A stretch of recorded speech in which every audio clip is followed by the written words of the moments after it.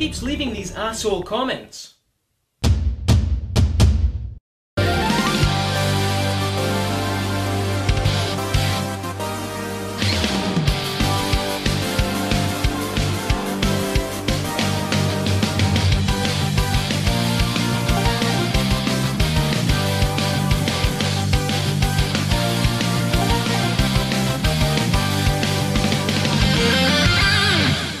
Welcome to Smallville Fanatic Reviews. This is Season 1, Episode 9, entitled Rogue. Clarky Boy is at a suave bash in a museum. Today's story features this seriously fake-looking piece of armour with a goddamn S on the chest. You know, it belonged to Alexander the Great. You fucking liar! Can't exactly see myself going into battle with that on my chest. One thing I believe Smallville does very well is cameos. They can acquire some great actors to play incredibly inspired and fitting roles. We're only halfway through the first season, but trust me on this. All except for this episode. Kelly Brook, everybody! Champagne. Word of warning, she has a talking role and she's in the next several episodes. Clark wanders outside and witnesses an accident occurring.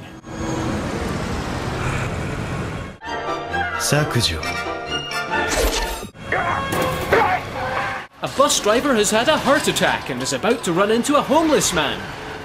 Cool!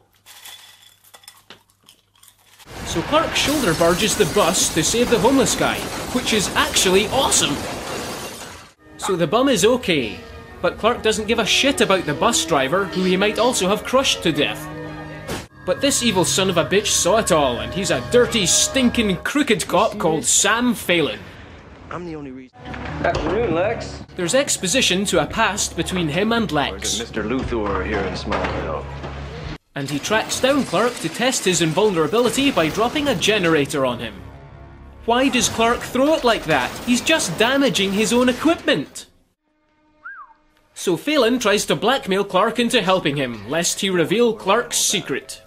I'm guessing that's why you didn't stick around for the TV cameras last night. You want to keep things that way? You'll do like I say.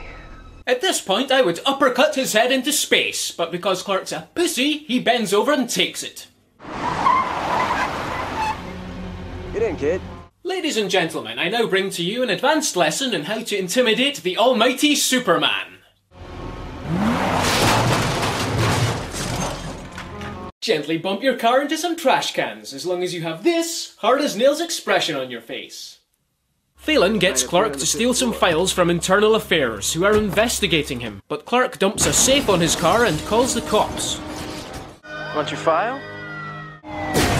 You're making a big mistake. So in an attempt to outwit an experienced crooked detective, Clark causes horrendous property damage and leaves his fingerprints all over everything. Kryptonians clearly lack super intelligence. Phelan sets Jonathan up for murder. Got a tip from Metropolis PD. Looks like he was shot in the heart. Shot through the heart, but you're to blame. You gave love bad name. By the way, during all this, there's a side plot where Kelly Brook and Lex hook up and plan to join forces to take over both their father's companies.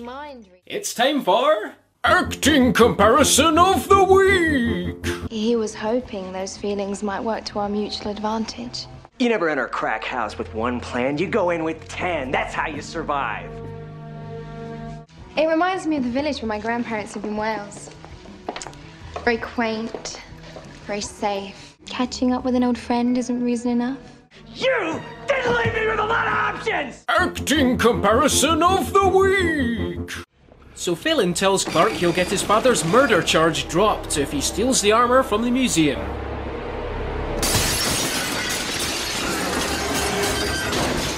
Clark performs his great plan again and throws the goods outside. Might be strong, but you're not bulletproof. Wrong. Clark dodges the bullet and Phelan is shot dead by the guards. Lex tries to find out what Clark's secret is. Just tell me what you had on him.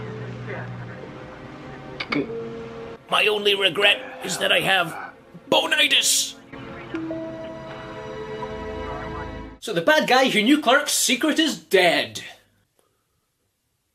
All the charges have been dropped. How the hell does a murder charge get dropped that easily? The body was in his barn. Are we to believe that Phelan left a note that explained how he set Jonathan up? No, I don't think so! And the final scene shows Lex viewing a clerk-shaped blur on the museum's CCTV. So no superpowers this week? Oh well, see you next time.